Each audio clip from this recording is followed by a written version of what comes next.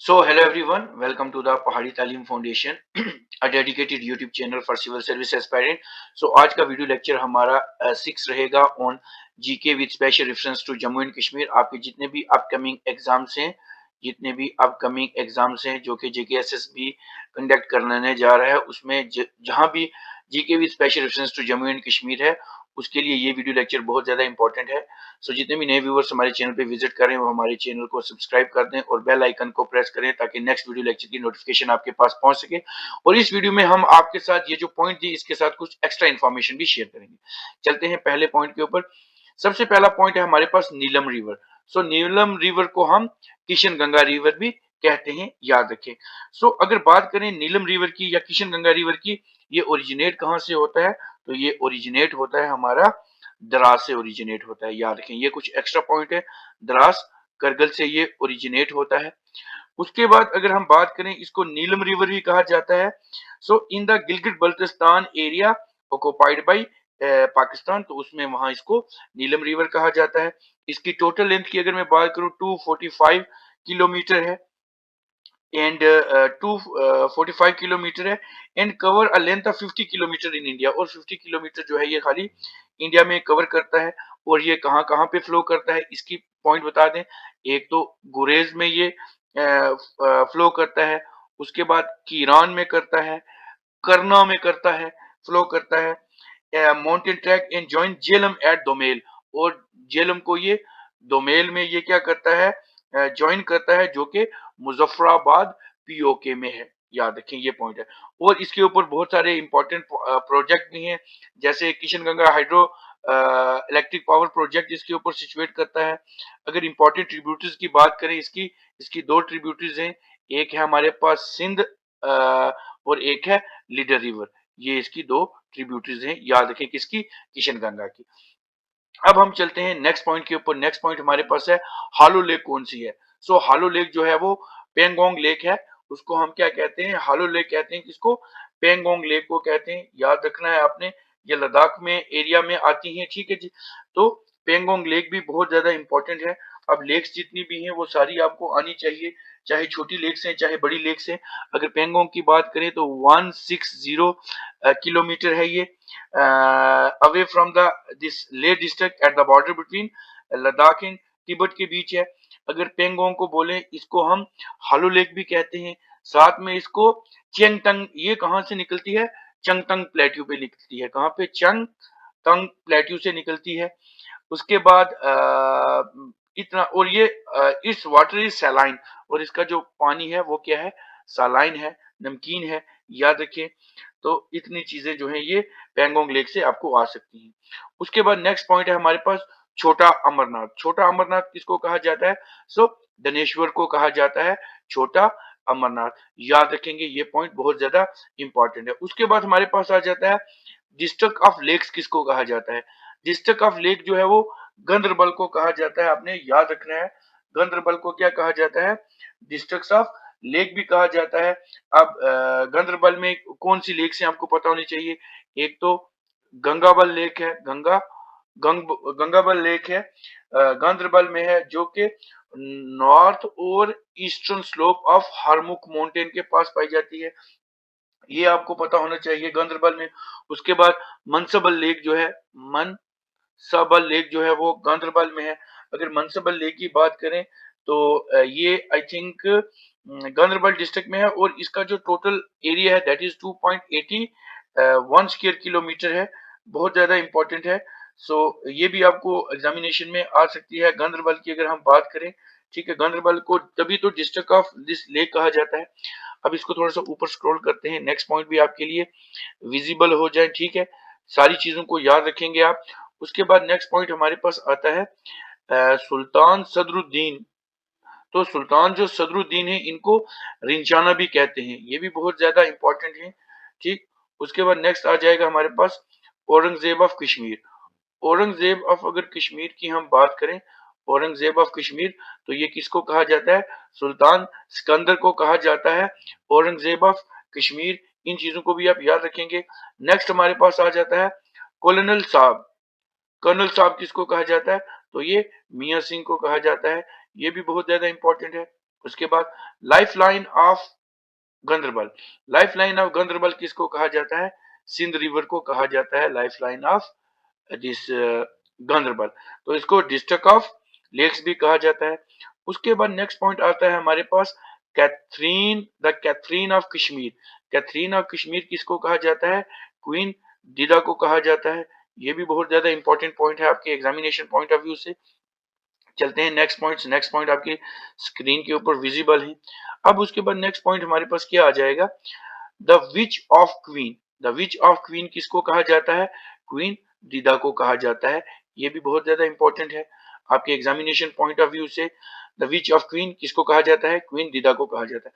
Next आ जाएगा Raja of Jammu. Raja of Jammu किसको कहा जाता है? गुलाब सिंह को। ये ऐसे सॉर्बिक्यूट्स है जो कि सीधे सीधे आपके एग्जामिनेशन में आपको देखने को मिलेंगे। उसके बाद लॉन्गेस्ट हिमालयन ग्लेशियर कौन सा है? तो ये सियाचिन ग्लेशियर है। सो सियाचिन ग्लेशियर जो है वो 72 किलोमीटर लॉन्ग है और ये कहाँ पे लोकेट है? नुब्रा वैली में ये लोकेट है। ये आपको पता होना चाहिए। जो सियाचिन ग्लेशियर है बहुत ज्यादा इंपॉर्टेंट है। सियाचिन काफी बार एग्जामिनेशन में आया है ये पॉइंट, ये आप सबको पता भी होना चाहिए। और यहाँ पे ये जो है ईस्टर्न कोराकोरम रेंज पे लोकेट है। क्या है?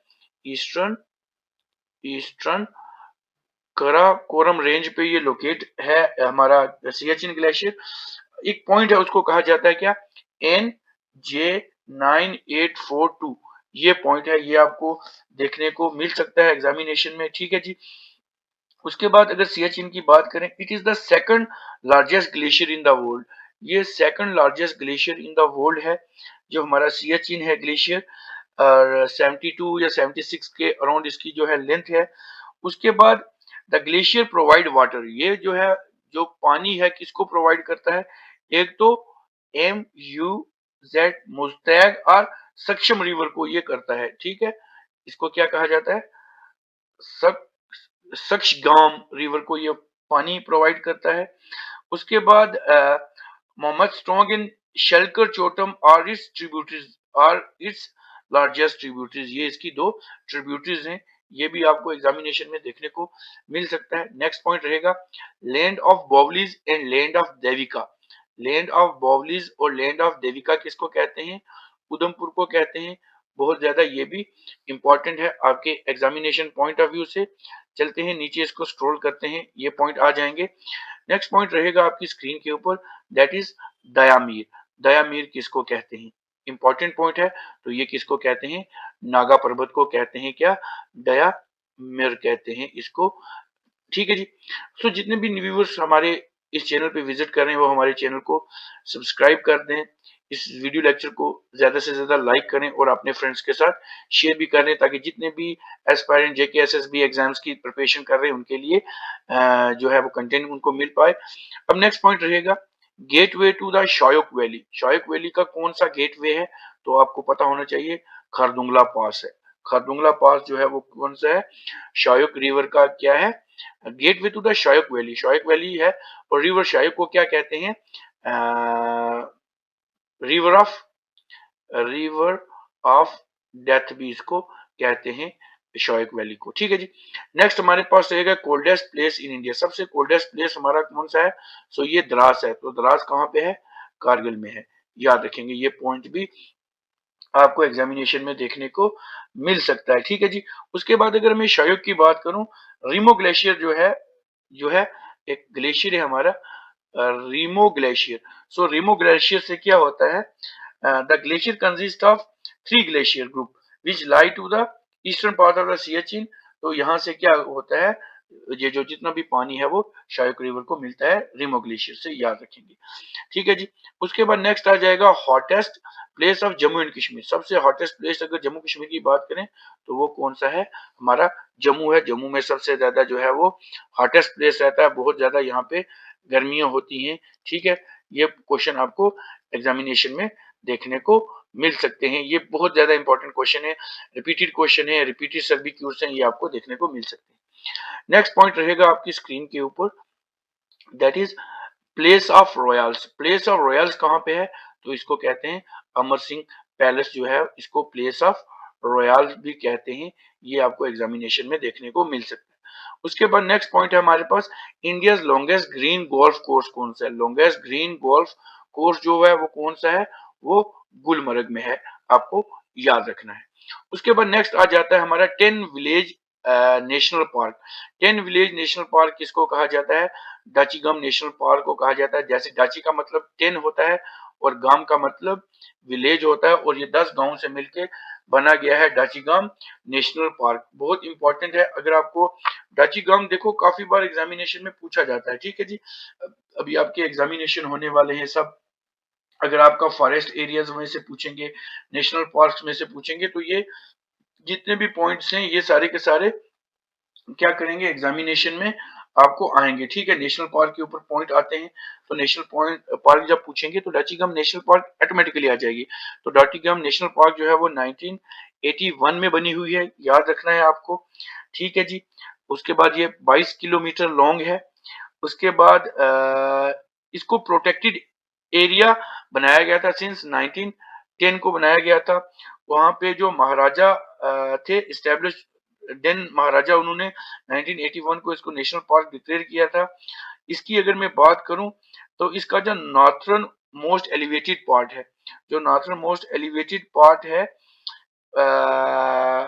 इन द इंडियन सब कंटिनेंट, यहाँ पे मार्शल लेक बहुत इंपॉर्टेंट लेक है। उसके बाद बहुत सारे यहाँ पे फ्लोरा और फनस भी हैं, ठीक है जी। हंगल डियर है, कश्मीरी स्टैग यहाँ पे है, ठीक है जी। यहाँ पे है, तो ये सारी यहाँ पे रिजाइड करती हैं। सो ये वीडियो लेक्चर मैं यहीं समाप्त करता हूँ, मिलता हूँ कल एक नए लेक्चर के साथ। Till then take care, good bye.